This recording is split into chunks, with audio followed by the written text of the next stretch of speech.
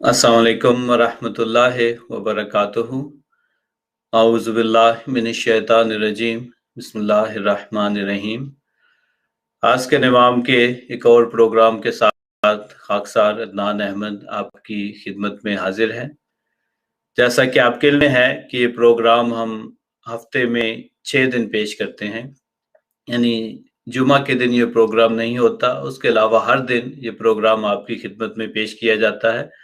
और इसका मकसद ये है कि आपके इस्लाम के मुतालिक और अहमदियत के मुतालिक जो बुनियादी सवालात हों उनके जवाबात दिए जाए।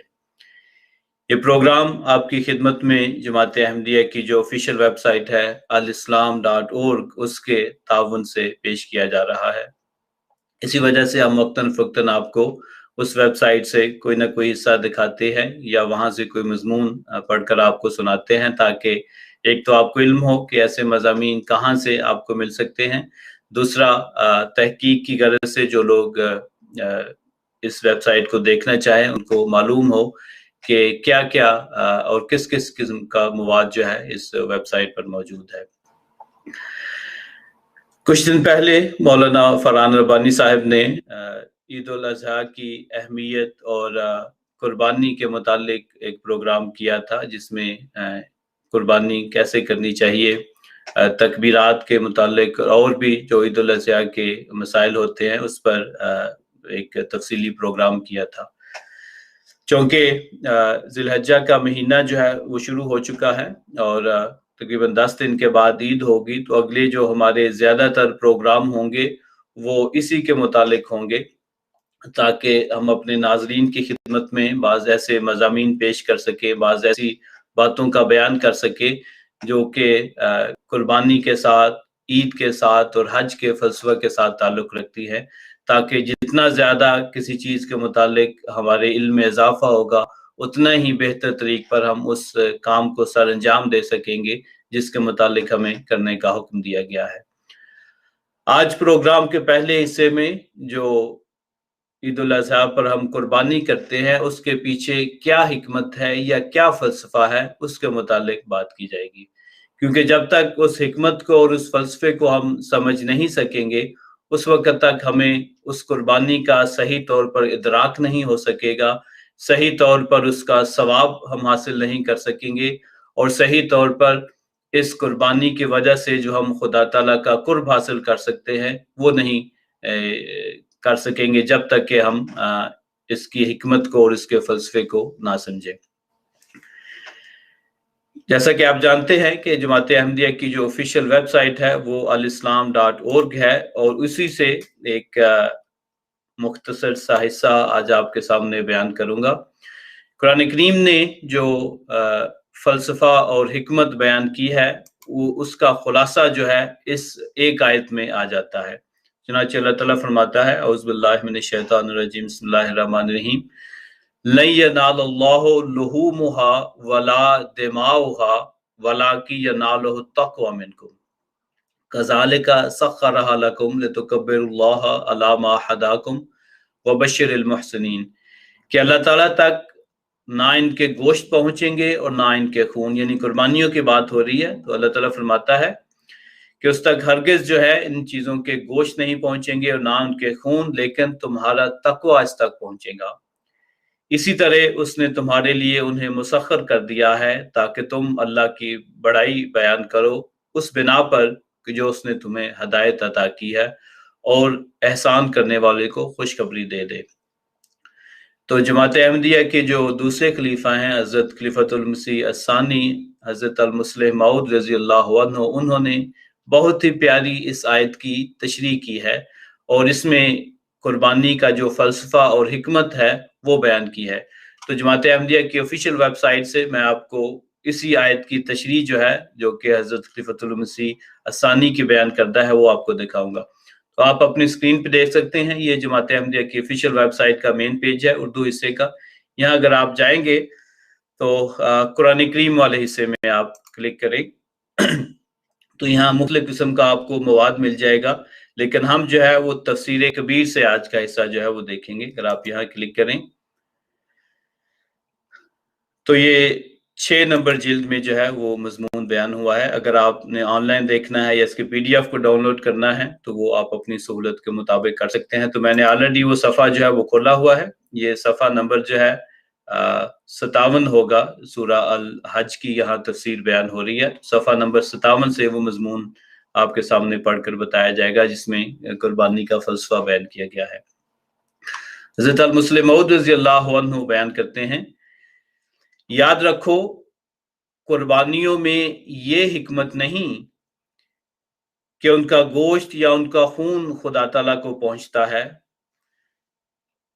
बल्कि उनमें हिकमत यह है कि उनकी वजह से तकवा पैदा होता है और वो तकवा खुदा ताला को पसंद है। बाज लोग एतराज किया करते हैं कि क्या खुदा ताला नाउज़ बिल्लाह हिंदुओं के देवताओं की तरह खून का प्यासा और गोश्त का भूखा है कि वो जानवरों की कुर्बानी करने का हुक्म देता है और उनकी जान की कुर्बानी को शौक से कबूल करता है और कुर्बानी करने वालों को बहिश्त की बिशारत देता है। इसका जवाब अल्लाह ताला ने इस आयत में ये दिया है कि कुर्बानियों में ये हिकमत नहीं कि उनका गोश्त या उनका खून खुदा ताला को पहुंचता है, बल्कि इसमें हिकमत यह है कि उनकी वजह से इंसानी कल्ब में तकवा पैदा होता है और वो तकवा खुदा ताला को पसंद है। बस वो लोग जो बकरे या ऊंट या गाय की कुर्बानी करके समझ लेते हैं कि उन्होंने अल्लाह ताला को पा लिया, वो गलती करते हैं। तो फरमाते हैं कि वो लोग जो बकरे या ऊंट या गाय की कुर्बानी करके समझ लेते हैं कि उन्होंने अल्लाह ताला को पा लिया है, वो गलती करते हैं।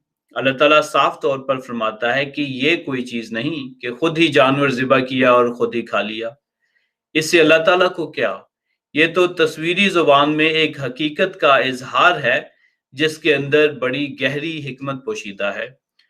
जैसे मुसव्वर हमेशा तस्वीरें बनाते हैं, मगर उनकी गरज सिर्फ तस्वीर बनाना नहीं होती, बल्कि उनके जरिए कौम के सामने बाज़ अहम मज़ामीन रखने होते हैं। चुनाचे कभी वो जंजीर बनाते हैं जिससे मुराद कौमी इत्तेहाद होता है, और कभी वो तुलुए आफ्ताब का नज़ारा दिखाते हैं और उसका मतलब कौमी तरक्की होता है। इसी तरह ये ज़ाहरी कुर्बानी भी एक तस्वीरी ज़ुबान है जिसका मफहूम ये होता है कि जानवर ज़िबह करने वाला अपने नफ्स की कुर्बानी पेश करने के लिए तैयार है। बस जो शख्स कुर्बानी करता है वो गोया इस अमर का इजहार करता है कि मैं खुदा तआला की राह में सब कुछ कुर्बान कर दूंगा।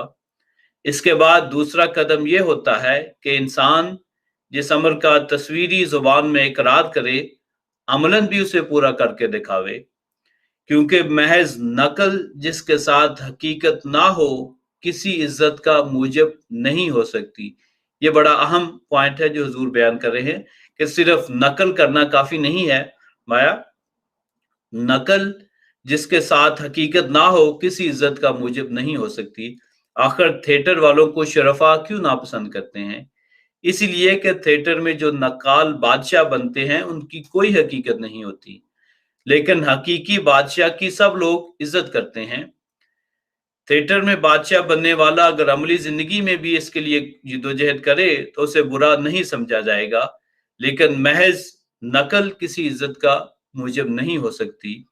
इसी तरह जो शख्स बकरे की कुर्बानी के साथ अपने नफ्स की भी कुर्बानी करता है वो शुरफा के नजदीक काबिल एहतराम है, लेकिन जो शख्स सिर्फ बकरे की कुर्बानी पर इक्तफा करता है वो नकाल और भांड है और इसलिए किसी इज्जत का मुस्तहिक नहीं। बस अगर गौर करके देखा जाए तो मालूम होगा कि सिवाय उन कसाबों के जो जानवरों को रोजाना ज़िबह करने के आदी हो चुके होते हैं, दूसरे लोगों की तबीयत पर जानवर को ज़िबह होते हुए देखकर एक गहरा असर पड़ता है और उनके ख्यालात में एक जबरदस्त हिजान पैदा हो जाता है। हत्ता कि इसी असर के मातहत बाज़ कौमों ने कुर्बानी को जुल्म करार दे दिया है। उनका ये फेल तो कमजोरी की अलामत है, मगर इसमें कोई शुबा नहीं कि कुर्बानी का असर तबीयत पर जरूर पड़ता है और इसी असर को पैदा करने के लिए कुर्बानी को इबादत में शामिल किया गया है। गोया कुर्बानी के जरिए हर इंसान इस अमर का इकरार करता है कि जिस तरह ये जानवर जो मुझसे अदना है मेरे लिए कुर्बान हुआ है, इसी तरह मैं भी इकरार करता हूँ کہ اگر مجھ سے اعلیٰ چیزوں کے لیے مجھے اپنی جان دینی پڑے گی تو میں بھی خوشی سے اپنی جان دے دوں گا۔ اب غور کرو، جو شخص قربانی کی اس حکمت کو سمجھ کر قربانی کرتا ہے، اس کی طبیعت پر اس کا کس قدر گہرا اثر پڑے گا، اور کس طرح وہ اپنے اس فرض کو یاد رکھے گا جو اس کے اندر پیدا کرنے والے کی طرف سے اس پر عائد ہوتا ہے۔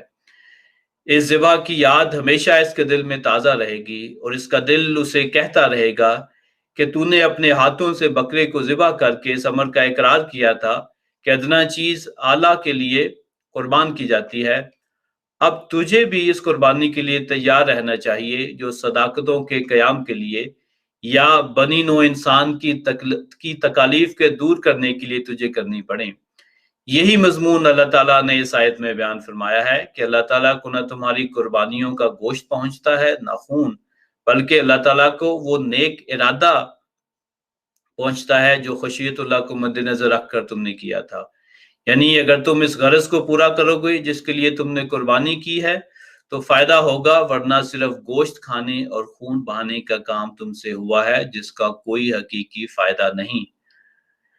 اس آیت سے یہ بھی ثابت ہوتا ہے کہ اسلامی تعلیم کی روح سے کسی عمل کی ظاہری شکل نتیجہ پیدا نہیں کرتی، بلکہ قربانی کی وہ روح نتیجہ پیدا کرتی ہے جو اس عمل کے پس پشت کام کر رہی ہوتی ہے۔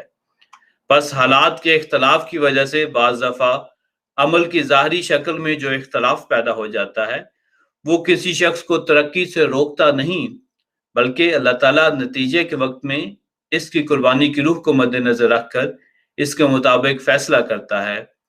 مثلا ایک شخص کے پاس 10,000 روپیہ ہو اور وہ اس میں سے 100 روپیہ غرباء میں تقسیم کر دے، اور ایک شخص جس کے پاس صرف 10 روپے ہوں وہ ان میں سے 5 روپے دے دے، تو نتیجہ 5 اور 100 کے مطابق نہیں نکلے گا، بلکہ یہ دیکھا جائے گا کہ دونوں کو کتنی ضرورتیں تھیں اور ان ضرورتوں میں انہوں نے کس قدر قربانی کی، یا دونوں کے لیے صدقے کا محرک کون سی بات ہوئی، اور ان میں سے زیادہ بہتر کون سی ہے۔ اور جب بدلہ اس اصل کے ماتحت ملے تو ظاہری اختلاف کے باوجود کسی شخص کو نقصان نہیں پہنچ سکتا، جس طرح محض جانوروں کی قربانی کوئی فائدہ نہیں پہنچاتی، بلکہ خدا تعالیٰ کو وہ اخلاص پہنچتا ہے جس کے ماتحت قربانی کی جاتی ہے، اور وہ محبت الہی پہنچتی ہے جو اس قربانی کی محرک ہوتی ہے۔ جس کے پاس تقویٰ ہو اس کی اٹھنی بھی اس شخص کے 100 روپے سے زیادہ قیمتی ہے جو تقویٰ سے خالی ہے، کیونکہ قرآن کریم نے یہ اصول بیان کیا کہ اللہ تعالیٰ خون اور گوشت کو نہیں دیکھتا بلکہ قربانی کرنے والے کی نیت کو دیکھتا ہے۔ ایک امیر آدمی آسانی کے ساتھ 100 اونٹ یا 100 دمبے خدا تعالیٰ کی راہ میں ذبح کر سکتا ہے، لیکن ایک غریب آدمی جو سال بھر قربانی کے لیے پیسہ جمع کرتا رہتا ہے اور جس کا ایک ایک دن اس حسرت میں گزرتا ہے کہ کاش میرے پاس اتنی رقم جمع ہو جائے کہ میں ایک دفعہ عید کے موقع پر قربانی کر کے اس کا کچھ گوشت خدا کی راہ میں تقسیم کر دوں اور کچھ گوشت اپنے دوستوں کو تحفتاً پیش کروں، وہ اگر سال بھر کی محنت اور تگ و دو کے بعد ایک معمولی سی بکری یا چھوٹی سی دمبی قربان کرتا ہے، تو کیا تم سمجھتے ہو کہ خدا تعالیٰ اس کی معمولی سی بکری یا چھوٹی سی دمبی کو رد کر دے گا اور اس امیر کے موٹے تازے دمبوں کو قبول کر لے گا؟ اگر خدا تعالیٰ انسانی عمل پر فیصلہ کرتا تو یقیناً اس امیر کے موٹے تازے دمبے قبول کر لیے جاتے اور اس غریب کی معمولی سی بکری یا چھوٹی سی دمبی رد کر دی جاتی۔ مگر اللہ تعالیٰ کا فیصلہ انسانی اعمال پر نہیں ہوگا، بلکہ وہ فرماتا ہے یَنَالُهُ التَّقْوَى مِنْکُمْ، خدا تعالیٰ کے حضور قربانی کا گوشت اور خون نہیں پہنچتا بلکہ تمہارے دلی جذبات اس تک پہنچتے ہیں، یعنی ان کے مطابق فیصلہ ہوتا ہے۔ اگر اس کے پاس گوشت اور خون پہنچا کرتا تو وہ اچھا گوشت پسند کر لیتا اور وہ ان قربانیوں کو قبول کر لیتا جن میں بہت زیادہ خون بہایا گیا ہے، مگر وہ فرماتا ہے ہمارے پاس ان چیزوں میں سے کوئی چیز نہیں پہنچتی، ہمارے پاس تو قربانی کے پیچھے جو نیت ہوتی ہے وہ پہنچا کرتی ہے۔ اگر ایک چھوٹی سی دمبی ذبح کرنے والے کی نیت بہت اعلیٰ تھی اور 200 بڑے بڑے دمبے ذبح کرنے والوں کی نیت ایسی اعلیٰ نہیں تھی، تو قیامت کے دن جس نے 200 دمبے ذبح کیے ہوں گے अगर उसके साथ आला इखलास ना होगा तो उसके साथ 200 दुम्बे नहीं होंगे, बल्कि एक मरियल सी दुम्बी होगी। और जिसने एक छोटी सी दुम्बी ज़िबह की थी, अगर उसने आला इखलास और मोहब्बत के साथ ये कुर्बानी की थी, तो क़यामत के दिन उसके साथ एक छोटी सी दुम्बी नहीं होगी, बल्कि हज़ारहा मोटे ताज़े दुम्बे होंगे, क्योंकि उस जहान में सब की सब चीज़ें नीयत के ताबे हैं। फिर फरमाया एक और नुक्ता कि ये तो रूहानी नुक्ता निगाह से कुर्बानियों की हकीकत बयान की गई है। मादी लिहाज से गौर करो तो तुम्हें मालूम होगा कि अल्लाह ताला ने जिस कदर अशिया दुनिया में पैदा की हैं, उनमें से हर एक का एक छिलका होता है और एक मगज होता है। दुनिया में कोई मगज ऐसा नहीं जो बगैर छिलके के हो, और कोई छिलका ऐसा नहीं जिसके अंदर मगज ना हो। यही कैफियत रूहानी अमाल की भी है। मसलन नमाज में क़ियाम और क़ुऊद और रुकू और सुजूद एक छिलका है, लेकिन वो रूहानी असर जो उस क़ियाम और क़ुऊद और रुकू और सुजूद के नतीजे में होता है, वो मगज है। कुर्बानियों में भी किसी जानवर को ज़िबा करना एक किश्र है, लेकिन वो इखलास जो उस कुर्बानी के पीछे काम कर रहा होता है, वो मगज होता है। इसीलिए अल्लाह ताला ने फरमाया कि तुम्हारी कुर्बानियों के गोश्त और खून खुदा तक नहीं पहुंचते, बल्कि तुम्हारा तकवा खुदा तक पहुंचता है। तो ये वो हिकमत है जो हजरत खलीफतुल मसीह सानी रज़ियल्लाहु अन्हु ने बयान की है कुर्बानियों की, और इसके पीछे जो फलसफा है वो आपके सामने पेश किया गया है। तो हमेशा जब कुर्बानी कर रहे हों, इस हिकमत को पेश नजर रखें। एक दूसरा एंगल कुर्बानी को देखने का ये भी है कि जैसा कि गुज़श्ता प्रोग्रामों में भी जिक्र किया गया था कि कुर्बानी का जो जानवर है वो किसी तरह से भी ऐबदार नहीं होना चाहिए।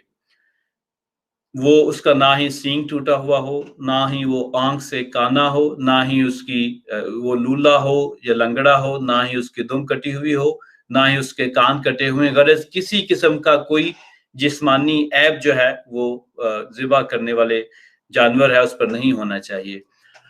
हम कुर्बानी जब करते हैं तो उनमें से अक्सर लोग जो हैं इस हिकमत को पेश नज़र रखते हैं और हद्दुल वसा कोशिश करते हैं कि जानवर जो है वो ऐबदार ना हो, क्योंकि हमने ये खुदा के सामने पेश करनी है।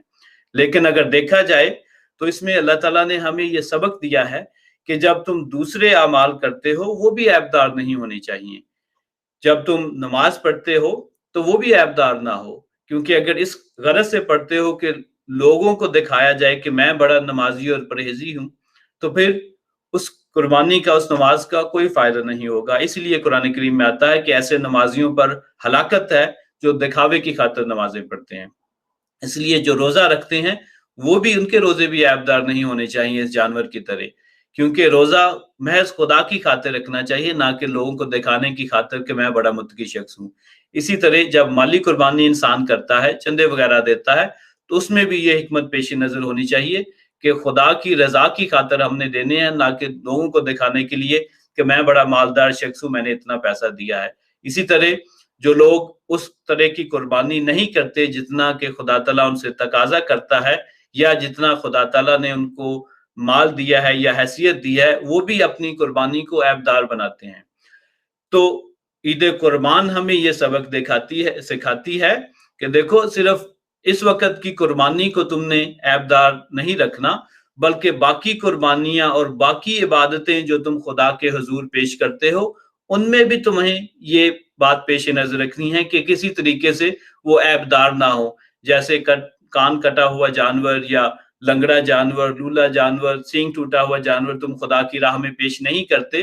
तुम्हारी जो दूसरी कुर्बानियां हैं वो भी ऐसी हों कि उनमें भी किसी किस्म की कोई नक्स ना हो, कोई कमी ना हो। तो जैसे ये कुर्बानी जो तुम खुदा की राह में पेश कर रहे हो वो कबूल होगी, उसी तरह वो कुर्बानियां, वो इबादतें, वो दुआएं जो तुम खुदा ताला की राह में करते हो, जिनमें किसी किस्म का कोई ऐब या नक्स या बुग़्ज़ या कीना या गीबत नहीं होगी, वही इबादत, वही कुर्बानी जो है वो खुदा ताला के हुजूर पेश की जाएगी। यही इस ईद कुर्बान का फलसफा और हिकमत है। इसको कभी ना भूलें, क्योंकि अगर इसको भूल गए तो वो सवाब आपको नहीं मिलेगा, वो रूहानी मदारिज नहीं मिलेंगे, वो खुदा का कुर्ब नहीं मिलेगा जो कि इस कुर्बानी का मकसद था। इसलिए सिर्फ इस कुर्बानी में जानवर को ऐबदार बना इस कुर्बानी में जानवर को बिल्कुल पाक साफ रखने की सिर्फ कोशिश ना करें, बल्कि बाकी कुर्बानियां जो खुदा की राह में आप करते हैं उनको भी पाक साफ रखें, उनको भी हर किस्म के ऐब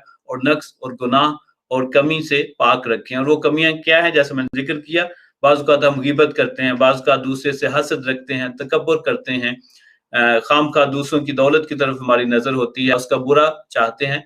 तो ये सारी चीजें हमारी कुर्बानियों को, हमारी इबादत को ऐबदार बनाती हैं। तो उनसे भी बचना चाहिए, ताकि हर कुर्बानी, हर इबादत, हर दुआ जो हम खुदा के हुज़ूर पेश करते हैं वो कबूल करे, वरना जो है ज़ाहरी तौर पर तो कोई उन चीज़ों की अहमियत नहीं होगी, क्योंकि नीयत और तकवा खुदा को पहुँचता है, जैसे कि शुरू में आपके सामने आयत बयान की गई थी। तो अब जो है आपके लाइव सवालात की तरफ आते हैं। बहुत सारे लोगों ने अस्सलाम वालेकुम कहा है, उनमें से बाज़ के नाम जो है वो मैं पढ़ देता हूँ। रफ़ी सफदर साहिब, मुदस्सर भट्ट साहिब, अतिया वदूद साहिबा, शाज़िया कासिम साहिबा, IQ साहिब, फरीदा बुशरा साहिबा, नदीम अहमद साहिब, लबीक अहमद साहिब, गजाला दीप साहिबा, समीन मुबारक साहिबा, और इसी तरह और बहुत सारे लोगों ने भी अस्सलाम वालेकुम कहा है। सबके नाम तो पढ़ना मुश्किल है, तो मैं आप सबको वालेकुम अस्सलाम व रहमतुल्लाहि व बरकातहू कहता हूँ। आप सबका बहुत शुक्रिया कि आज के प्रोग्राम के लाइव हिस्से में आप हमारे साथ शामिल हुए हैं।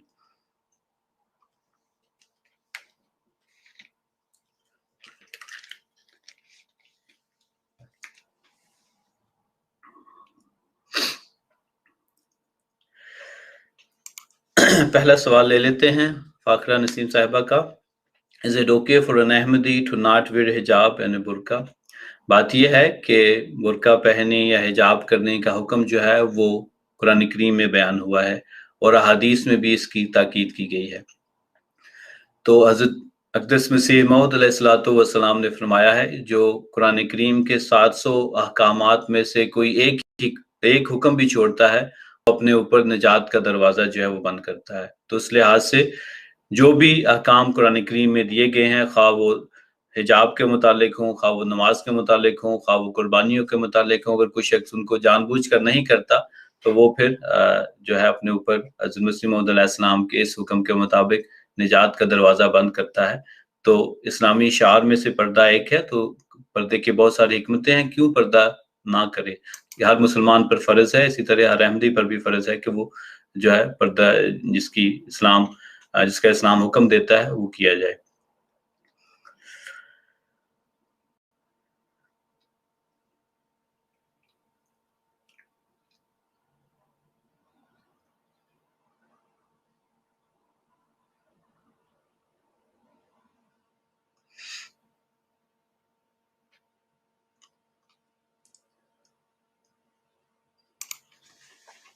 अच्छा, फाखरा नसीम साहबा का सवाल है, can Ahmadi marry someone out of their religion, if not please explain why. Jamaat Ahmadiyya में अमूमन ये तरीक़ेकार है कि अहमदियों को इसी बात की तरगीब और तलकीन की जाती है कि वो अहमदियों में ही रिश्ते करें, क्योंकि उसमें हिकमत ये है कि जब एक ही घर में अगर दो मुख्तलिफ मज़ाहब के लोग जो हैं वो इकट्ठे होंगे, तो फिर आइंदा नस्ल जो होगी उसकी सही रंग में तरबियत नहीं हो सकेगी। लेकिन अगर एक ही मज़हब के लेट्स से अहमदी हों, इस्लाम के पैरोकार हों, तो जब कोई ऐसा फंक्शन आएगा, मसलन जुमे के लिए जाना है, तो दोनों एज ए फैमिली यूनिट जा सकते हैं, औलाद भी सारी जो इकट्ठे जा सकते हैं। ईद का मौका आएगा तो इकट्ठे जाएंगे, कुर्बानियाँ का मौका आएगा, कुर्बानियाँ इकट्ठी करेंगे। इसी तरीके से एक घर में रूहानी माहौल जो है वो कायम रहेगा। लेकिन अगर लेट्स से कि बाहर किसी मज़हब में करते हैं, खा वो हिंदुओं में हो, खा वो ईसाइयों में हो, खा वो यहूदियों में हो, तो एक मस्जिद को जाएगा, एक चर्च को जाएगा, तो दोनों की तरबियत जो है मुख्तलिफ रंग में हो रही है। और इस सूरत हाल में ख़ास तौर पर जो बच्चे होते हैं वो बड़ा नुकसान उठाते हैं। और मैं ज़ाती तौर पर ऐसे लोगों को जानता हूँ जिन्होंने जमात से बाहर शादी की, और जब उनकी औलाद हुई तो बाप जो है वो कहता है कि मैंने बच्चे को मजबूर नहीं करना कि मेरे साथ जो है वो चर्च जाए, और माँ कहती है मैंने मजबूर नहीं करना कि मेरे साथ मस्जिद जाए। अब बच्चे को पता नहीं होता कि वो मस्जिद जाए या चर्च जाए, तो उसका नतीजा ये निकला कि वो बच्चा ना किसी भी मज़हब को मानने वाला नहीं है, वो दहरियत की तरफ चला गया। तो ये एक ज़ाहरी नुकसान है जो मैंने अपनी आँखों से होते हुए देखा है कि वो बच्चा फिर किसी मज़हब के साथ भी मुंसलिक नहीं रहा। तो इस वजह से जमात अहमदिया में यही हम इस बात की ही हिदायत की जाती है कि जमात के अंदर ही शादियाँ की जाएँ, ताकि अपने आप को भी, अपनी रूहानियत को भी महफूज़ रखा जाए और आइंदा नस्ल जो है उसको भी महफूज़ रखा जाए, क्योंकि कुरान करीम में शादी का एक मकसद ये बयान किया गया ताकि आगे नस्ल चले, और आगे नस्ल जो है वो ऐसी हो जो कि इस्लाम की और अहमदियत की तरक्की में मददगार साबित हो और अपने आप को अहकाम शरीयत के मुताबिक जो है वो ढाले। तो ये एक हिकमत है। हाँ, किसी की कोई मजबूरी हो तो फिर वो हज़रत खलीफतुल मसीह को लिख सकते हैं कि ये मेरी मजबूरी है कि मैंने बाहर शादी करनी है, तो फिर हुज़ूर अगर इजाज़त दे दे तो कर ले, नहीं तो फिर जमात में ही करेंगे।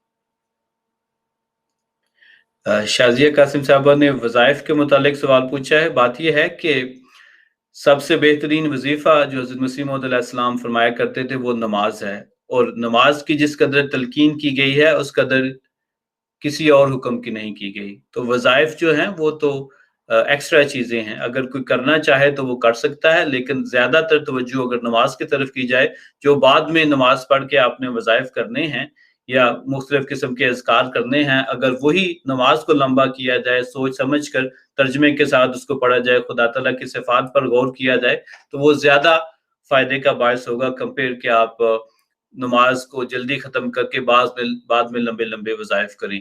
और हाँ, हज़रत सल्लल्लाहु अलैहि वसल्लम ने ये भी फरमाया है कि इंसान खुदा ताला के सबसे करीब उस वक़्त होता है जब वो सजदे की हालत में हो, इसलिए सजदे में कसरत से दुआ किया करो। तो उसमें भी दोबारा बता दिए कि नमाज़ जो है उस वही सबसे बेहतरीन किस्म का ज़िक्र है। तो इसलिए पहली तौर पर तो नमाज़ है, वही सबसे बड़ा वज़ीफ़ा है, उससे ज़ायद कोई करना चाहे तो ये उसका काम है, लेकिन ज़्यादा फ़ोकस जो है वो नमाज़ों और उसके बाद जो तस्बीहात जिनका हज़रत सल्लल्लाहु अलैहि वसल्लम ने ज़िक्र किया है, उन पर तवज्जो देनी चाहिए।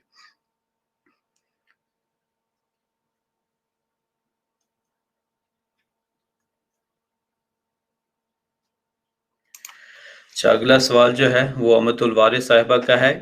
कहती हैं कि मेरा सवाल ये है कि जब हम नमाज़ पढ़ रहे होते हैं तो जो वो तिलावत करते हैं वो हम चुप करके सुननी चाहिए या पीछे पढ़नी चाहिए? जो सूरह अल-फातिहा है वो हमें दोहरानी चाहिए इमाम के पीछे। तो लेकिन जो सूरह फातिहा के बाद कोई सूरत इमाम पढ़ता है, उस वक़्त हमें खामोशी से जो है वो तिलावत सुननी चाहिए। तो सूरह फातिहा ज़रूर पढ़ें पीछे, और ये लाज़मी है पढ़ना, लेकिन दूसरी सूरत जो पढ़ी जाती है उस वक़्त खामोशी से तिलावत सुननी चाहिए, और बाकी जो नमाज़ के हिस्से हैं मसलन रुकू में जाके तस्बीहात करना, सजदे में अत्तहियात वग़ैरह, वो तो बहरहाल पढ़नी ही पढ़नी है।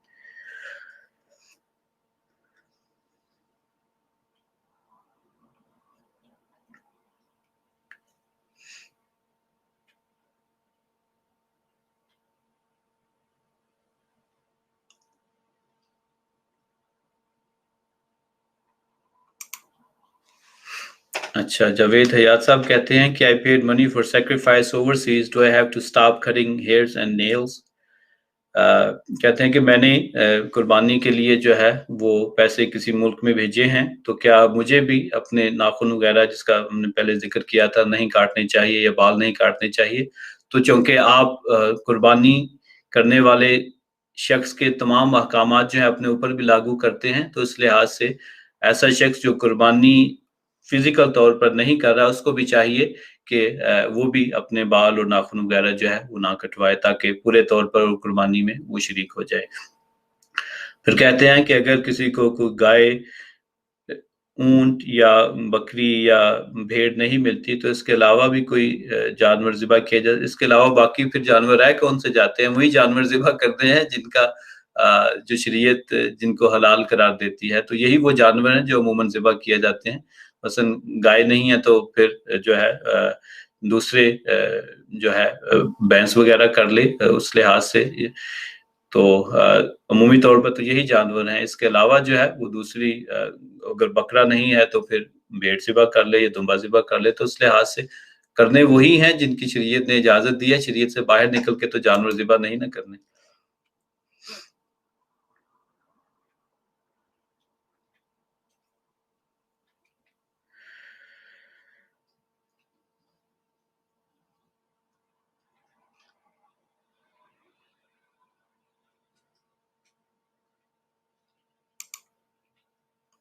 अच्छा, नबील साहब पूछते हैं कि ऊँट की कुर्बानी के बाद उसका सर दबा दिया जाता है कि वो हज़रत मोहम्मद सल्लल्लाहु अलैहि वसल्लम की सवारी थी, क्या ये बात सच है?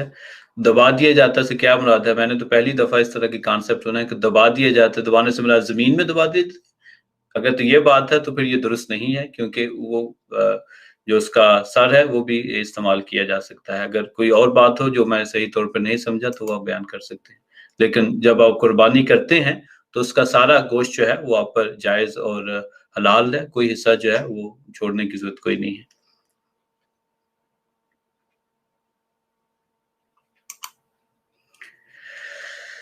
अगला सवाल ये है कि क्या कुर्बानी फ़र्ज़ है, ये सिर्फ़ हाजियों पर फ़र्ज़ है? हाजियों पर फ़र्ज़ है, बाकी जो है ये सुन्नत मुअक्कदा हम इसको कह सकते हैं। ऐसी सुन्नत जिसकी हज़रत सल्लल्लाहु अलैहि वसल्लम ने बहुत ज़्यादा ताकीद की है और हर एक शख्स जो साहिब इस्तिताअत है उस पर ये वाजिब है। अगर इस्तिताअत रखते हुए कोई नहीं करता कुर्बानी तो ये मुनासिब नहीं है। और उसके मुतालिक हज़रत सल्लल्लाहु अलैहि वसल्लम ने फरमाया कि जो कुर्बानी की हैसियत और इस्तिताअत रखने के बावजूद कुर्बानी नहीं करता, वो फिर हमारी ईदगाह में ना आए। तो इसमें आपने नाराज़गी का एक लिहाज़ से इज़हार किया कि जानबूझकर जो है इस अहम फ़रीज़े से पहलू-तही नहीं करनी चाहिए। लेकिन जैसा मैंने कहा ये सुन्नत मुअक्कदा है और वाजिब है और जो भी साहिब हैसियत है उसको ज़रूर करनी चाहिए। और हज़रत सल्लल्लाहु अलैहि वसल्लम के बारे में आता है कि मदीना में बाज़-औक़ात बड़े तंगी के हालात हुआ करते थे, लेकिन आप जब तक वहाँ रहे आप ज़िंदगी के आखिरी मौके तक जो है वो आपने कुर्बानी मुसलसल की और 2 दुम्बे जो आप ज़िबा किया करते थे। एक अपने और अपने अहले खाना की तरफ से और एक फरमाया करते थे कि ये मेरी उम्मत के उन अफ़राद की तरफ से है जो कि खुद कुर्बानी नहीं कर सकते। तो इससे भी पता चला है कि कुर्बानी की ख़ास तौर पर हज़रत सल्लल्लाहु अलैहि वसल्लम ने ताकीद की है, अगर ना होती तो फिर जो है इसकी ज़रूरत कोई नहीं थी, क्योंकि हज तो सिर्फ़ आपने एक दफ़ा किया, बाकी जो सारे साल थे ज़िंदगी के उसमें तो हज के बगैर ही आपने कुर्बानी की है।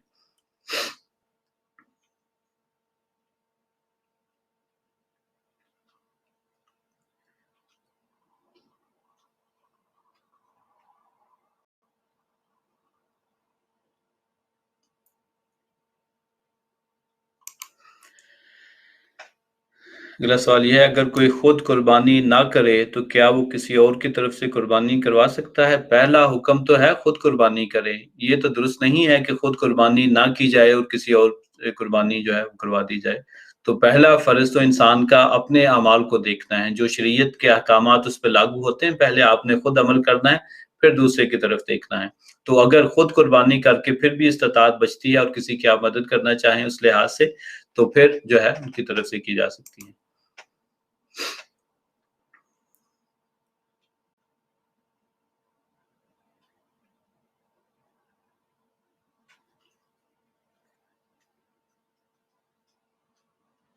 वो ज़ीशान साहब पूछ रहे हैं किस किस का माइक, मेरा तो रेगुलर माइक है।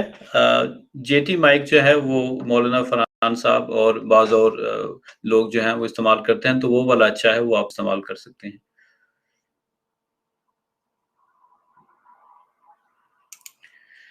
अच्छा, अगला सवाल ये है कि कुर्बानी का गोश्त हम कितनी देर तक रख सकते हैं? जितनी देर तक आपने उसको इस्तेमाल करना है, कर सकते हैं।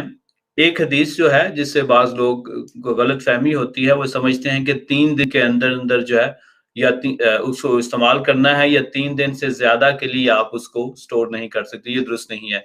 एक ख़ास मौके पर हज़रत सल्लल्लाहु अलैहि वसल्लम ने इसके मुतालिक फ़रमाया था, क्योंकि एक दफ़ा मदीना में कुर्बानी के वक़्त जो है वो बहुत सारे बदवी लोग आ गए थे और उन्होंने गाने बजाने शुरू कर दिए, जिससे वो एक किस्म की अ, कुर्बानी के गोश्त का हिस्सा माँग रहे थे। तो वहाँ हज़रत सल्लल्लाहु अलैहि वसल्लम ने उस वक़्त इरशाद फरमाया कि 3 दिन तक के लिए गोश्त रख लो, बाकी जो है इन लोगों में जो है वो तक़सीम कर दो। तो अगले साल सहाबा ने ये समझा कि ये एक मुस्तकिल हुक्म है, तो उन्होंने कहा कि या रसूल अल्लाह, हम तो जानवर का जो चमड़ा था उससे मशकीज़ें बना देते हैं, फिर उसमें चर्बी वग़ैरह जो है वो महफूज़ कर लेते हैं, तो आपने फरमाया कि उसको करते रहो, उसमें अब क्या हुआ है? उन्होंने कहा कि या रसूल अल्लाह, आपने फरमाया था कि 3 दिन से ज़्यादा गोश्त ना रखो, तो इस वजह से हम जो है अब गोश्त नहीं रखते। तो आपने फरमाया वो तो एक ख़ास मौके के लिए हुक्म था, तुम अपना गोश्त भी सँभाल सकते हो, चर्बी वग़ैरह भी रख सकते हो। तो उस लिहाज़ से जितनी देर कोई इस्तेमाल कर सकता हो, उतनी देर इस्तेमाल करना चाहिए। उस लिहाज़ से बेहतर तरीक तो ये है कि उसके 3 हिस्से किए जाएँ कुर्बानी के गोश्त के। एक हिस्सा जो है इंसान अपने लिए रख ले, एक हिस्सा जो है अपने अज़ीज़-ओ-अक़ारब, दोस्त-अहबाब के लिए रख ले, और एक तीसरा हिस्सा जो है वो गुरबा और मसाकीन जो है उनके लिए रख ले, उनको दिया जा सकता है। इसके मुतालिक ये भी बात याद रखें कि बाज़ लोग ये समझते हैं कि कुर्बानी का गोश्त जो है वो किसी गैर मुस्लिम को नहीं दिया जा सकता, ये दुरुस्त नहीं है।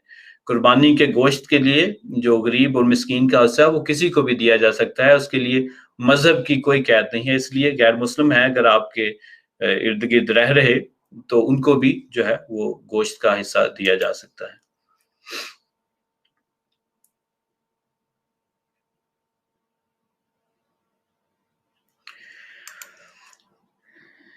अच्छा, अगला सवाल ये है, कुछ लोग बोलते हैं कि 7 कुर्बानियाँ करनी ज़रूरी होती है, ऐसा कुछ नहीं। नहीं, ऐसी तो कोई बात नहीं, 1 कुर्बानी लाज़मी है, लेकिन जो गाय और ऊँट की कुर्बानी है, उसमें 7 हिस्से जो हैं लोग डाल सकते हैं, यानी कि किसी में इतनी इस्तिताअत नहीं है कि वो एक जानवर की खुद ही कुर्बानी कर सके। ऐसा शख्स जो है, वो बाकी लोगों के साथ मिलकर गाय या ऊँट की कुर्बानी में जो है, वो हिस्सा डाल सकता है, लेकिन 7 कुर्बानियाँ करना ये दुरुस्त नहीं है।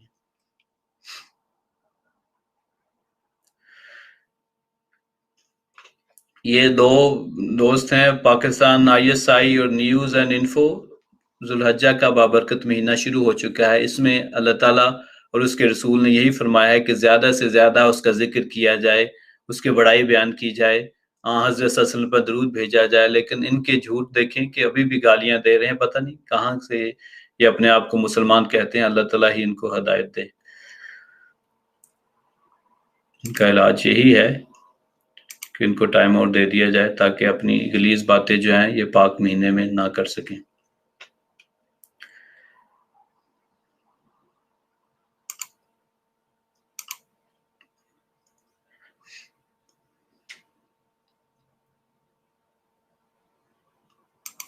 अच्छा, अगला सवाल ये है कि पूछते हैं कि जो लोग कुर्बानी नहीं कर सकते उनको क्या करना चाहिए?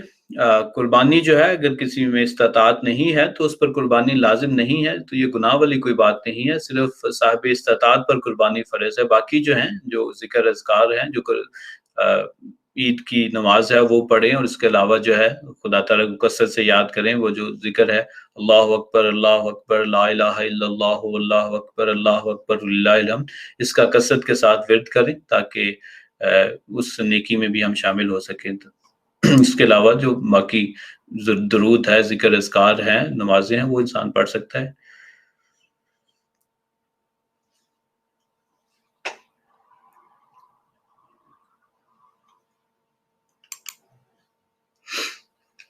अच्छा, कहते हैं कि how is animal meet labelled as हलाल और हराम इन इस्लाम? हराम वो चीज़ है जिसका शरीयत में इजाज़त नहीं है। मसलन सूअर का गोश्त जो है वो इस्लाम में अलाउड नहीं है, वो हराम की कैटेगरी में आ जाता है। जो बाकी गोश्त हैं उनको ज़िबा करने का एक ख़ास तरीक़ है।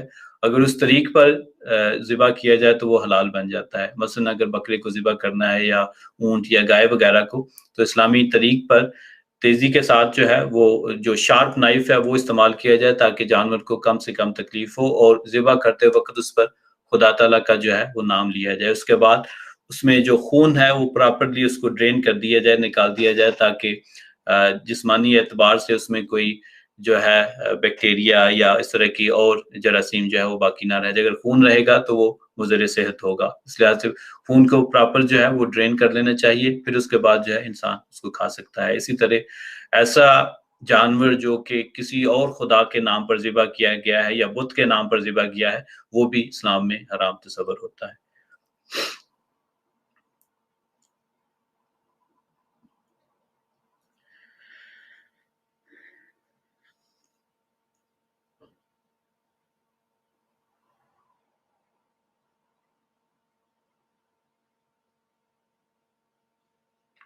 अच्छा,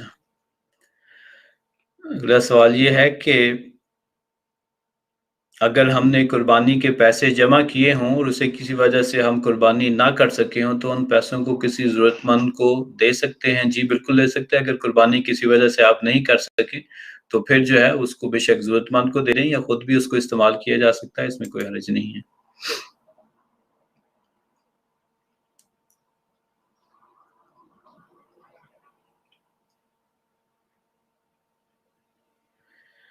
अच्छा जी।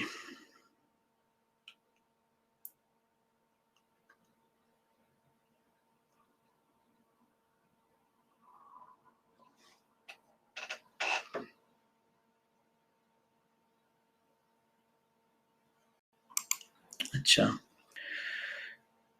फ़ाखरा नसीम साहब पूछती हैं कि as we know Adam and Eve were the first people on earth, the question that goes on my mind is that did their children had to marry each other for humankind to grow further? Please fill me in on this. नहीं, ये बात दुरुस्त नहीं है कि हज़रत आदम और हव्वा जो थे वो पहले इंसान थे ज़मीन पर, ये दुरुस्त नहीं है और कुरान करीम भी इसके खिलाफ जो है वो हमें तालीम देता है।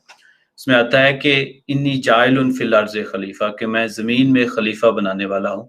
और खलीफा या नबी उसी वक़्त बनाया जाता है जबकि ऑलरेडी लोग वहाँ मौजूद हों। तो इससे पता चलता है कि लोग पहले ही मौजूद थे जिन पर अल्लाह ताला ने हज़रत आदम अलैहिस्सलाम को नबी बनाकर भेजा था। तो ये दुरुस्त नहीं है कि वो पहले इंसान थे, क्योंकि अगर हम मौजूदा तहकीक को भी आप देखें साइंसी नुक्ता निगाह से, तो उसमें बाज़ औक़ात कई ऐसी हड्डियाँ दरियाफ़्त होती हैं, खोपड़ियाँ दरियाफ़्त होती हैं, जिस पर जब तहकीक की जाती है तो पता चलता है कि कई हज़ार साल पहले की जो हैं वो खोपड़ियाँ हैं। पिछले दिनों ड्रैगन मैन के नाम से मेरे ख़्याल है चाइना में एक स्कल दरियाफ़्त हुआ था, जिस पे जब उन्होंने तहकीक की तो पता चला था कि ये ऐन मुमकिन है कि ये 1 से डेढ़ लाख साल जो है वो पुराना हो। तो हज़रत आदम अलैहिस्सलाम तो तकरीबन 6000 साल पहले आए थे। तो इससे पता चला कि लोग पहले भी मौजूद थे, लेकिन उन पर कोई शरई अहकामात जो थे, वो लागू नहीं होते थे।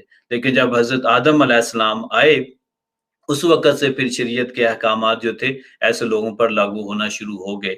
तो चूँकि लोग वहीं पहले मौजूद थे, उन्हीं के साथ हज़रत आदम अलैहिस्सलाम के बच्चों की शादियाँ जो हैं वो हुई। और कुरान करीम दोबारा कहता है कि जब उनसे गलती हो गई हज़रत आदम अलैहिस्सलाम से, तो कहा कुल नहबितू मिन्हा जमीअन, कि तुम सब के सब जो है वो यहाँ से चले जाओ। अगर सिर्फ़ हज़रत आदम और हव्वा होती तो ड्यूल का सीगा या तस्निया का सीगा इस्तेमाल होना चाहिए था, लेकिन वहाँ जमा का सीगा इस्तेमाल किया, जिससे पता चलता है कि और भी लोग वहाँ मौजूद थे और हज़रत आदम अलैहिस्सलाम की एक जमात थी, जिन्हें कहा गया कि तुम अब जो है इस इलाके से हिजरत कर जाओ। तो ये दुरुस्त नहीं है कि हज़रत आदम और हव्वा पहले इंसान थे, इसलिए शादी वाली बात जो है वो वहीं खत्म हो जाती है।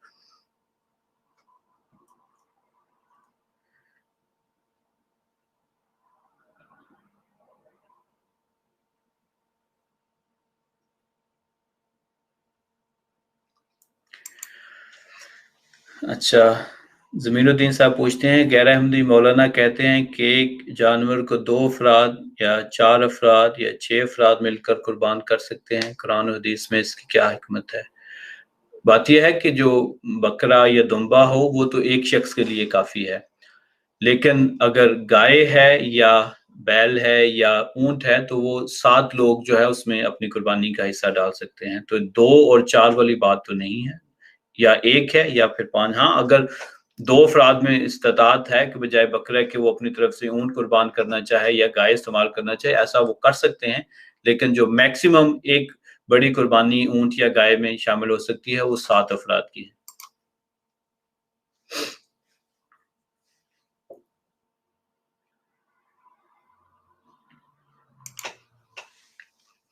सवाल ये है कि बच्चों को कैसी गेम्स खेलनी चाहिए? बच्चों को ऐसी गेम खिलाएँ जिससे उनकी मालूमात में इज़ाफ़ा हो और उनके ज़हन जो है वो भी वसी हो।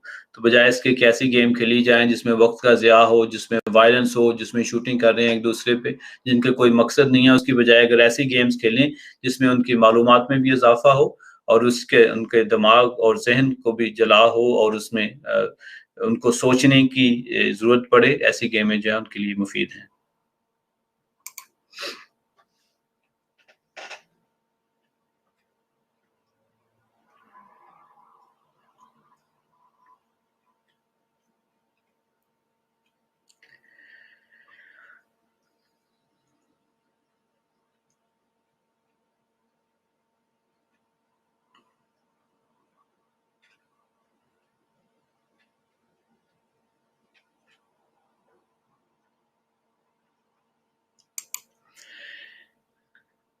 جی یہی بھائی جو ایک طرف تو گالیاں دے رہے ہیں، ان کا سوال لے لیتے ہیں۔ کہتے ہیں کہ مرزا غلام احمد قادیانی کیا تھے، مہدی یا عیسیٰ یا نبی تھے؟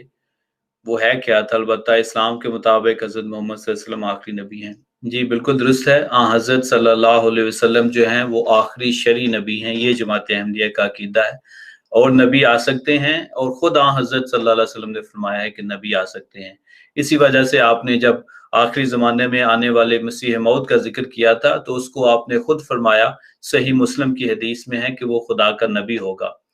ایک اس کا ٹائٹل جو ہے وہ نبی ہوگا۔ پھر ابن ماجہ کتاب الفتن باب شدت الزمان میں جو ہے آپ نے یہ بھی بیان فرما دیا کہ مہدی اور عیسیٰ جو ہیں ایک ہی وجود کے دو مختلف نام ہیں۔ تو اس لحاظ سے جس نے آخری زمانے میں آنا تھا وہ تین مختلف افراد نہیں ہونے تھے۔ یہ نہیں ہونا تھا کہ ایک جگہ مہدی آنا تھا، ایک جگہ عیسیٰ آنا تھا اور ایک جگہ نبی آنا تھا، نہیں، بلکہ ایک ہی شخص جو ہے اس نے خدا کا نبی بھی ہونا تھا روحانی اعتبار سے، اور مہدی اس نے ہونا تھا اور مسیح ہونا تھا۔ مہدی اس لیے کہ مسلمانوں میں جو عقائد راسخ ہو چکے ہیں ان کی اصلاح کرے، اور مسیح کا ٹائٹل اس لیے دیا کہ مسیحوں نے جو حضرت عیسیٰ علیہ السلام کو خدا بنا دیا تھا ان کو غلط عقائد کی بارے میں بتایا، ان کی اصلاح کرے، اس لیے یہ مختلف ٹائٹل جو ہے وہ حضرت صلی اللہ علیہ وسلم نے دیے ہیں۔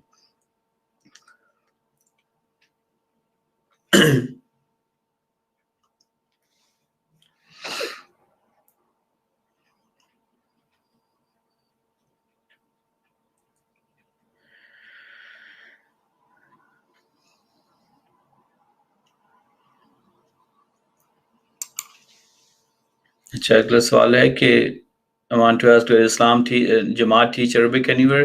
مجھے اس کا علم نہیں ہے، ہو سکتا ہے کہ آپ کے لوکل جس ملک میں بھی آپ ہو وہاں کو کوئی انتظام ہو، لیکن جماعت کے لیے عربی پڑھانے کی اگر نہیں کہیں سے پتہ چلتا کہ کوئی ایسی کلاسز ہو رہی ہیں تو آپ آن لائن جو ہے بہت سارے ایسے پروگرامز ہیں، یوٹیوب پہ ویڈیوز دیکھ لیں جو بہت زیادہ آپ کو اس طرف رہنمائی مل جائے گی، اور بڑے فری کورسز اویلیبل ہیں آن لائن، تو کہیں سے بھی استفادہ کر کے آپ سیکھ سکتی ہیں۔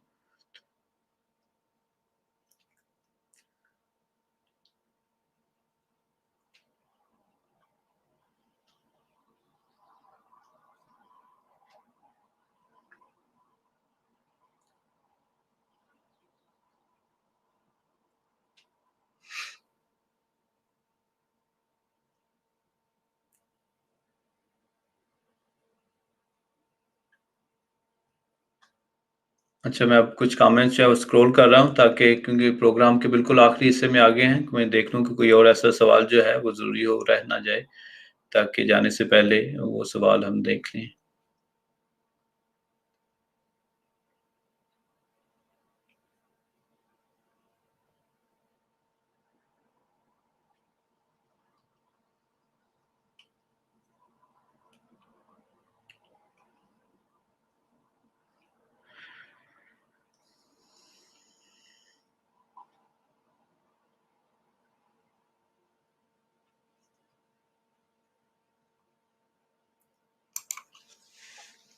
اچھا اگلا سوال یہ ہے کہ شادی ماں باپ کی مرضی کے علاوہ اپنی مرضی سے کر سکتے ہیں، اگر وہ نہ مانے تو کیا کرنا چاہیے؟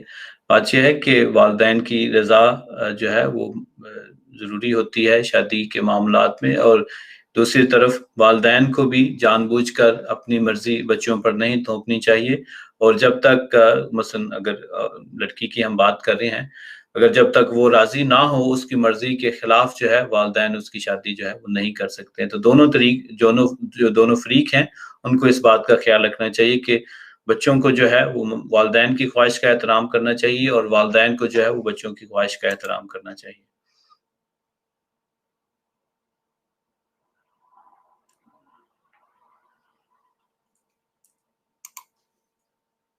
اچھا اگلا سوال یہ ہے کہ بچوں کو کس ایج تک اچھے برے کی نصیحت کرنی چاہیے؟ تو ساری زندگی کا ایک جو کام ہے، یہ نہیں کہ 5 سال تک یا 10 سال تک یا 20 سال تک، یا ان کی جو ہے وہ جب تک شادیاں ہو جاتی اس وقت تک۔ ماں باپ کا تو فرض ہے کہ اولاد کو اپنی زندگی کے آخری لمحے تک اچھے برے کے بارے میں بتاتے رہیں، اگر جب وہ نہ مانے یہ ان پر منحصر ہے، لیکن بحیثیت والدین آپ کا فرض ہے کہ جب بھی کوئی غلط بات ان میں دیکھیں ان کو ضرور اس طرف توجہ دلائیں کہ یہ غلط ہے اور اس کو چھوڑ دینا چاہیے۔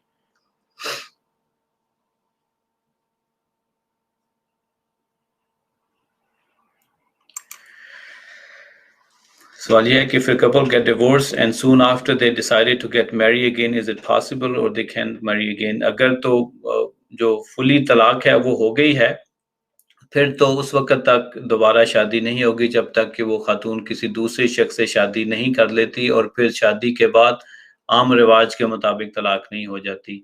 सिर्फ इस वजह से किसी दूसरे से शादी करना कि अब जो है तलाक हो गई है, अब मैंने दोबारा शख्स से शादी करनी है तो एक हफ्ता या एक महीना के लिए दूसरे से शादी बाद में तलाक, ये दुरुस्त नहीं है, ये ज़िना के ज़ुमरे में आ जाता है। हाँ, नेचुरल तौर पे अगर दूसरे से शादी होती है, जैसे रेगुलर शादी होती है, उसके बाद जो है वो किसी वजह से उनमें तलाक हो जाती है, तो फिर उस ऐसी औरत की शादी पहले खावंद के साथ हो जाती है। तो अगर ऐसा नहीं होता तो फिर दोबारा वो इकट्ठे नहीं हो सकते। तो ये इसीलिए ऐसा किया गया है ताकि तलाक को जो है जो लोग खेल ना बना लें, तो इसीलिए इस बात से रोका गया कि फिर अगर तुमने ऐसा ही करना है फिर दोबारा तुम इकट्ठे नहीं रह सकते। लेकिन अगर तीसरी तलाक से पहले का ये वाक़या है, फिर निकाह के बाद जो है वो एक-दूसरे के साथ रह सकते हैं। लेकिन अगर मुकम्मल तलाक हो गई है जिसको तो फिर इकट्ठे नहीं रह सकते।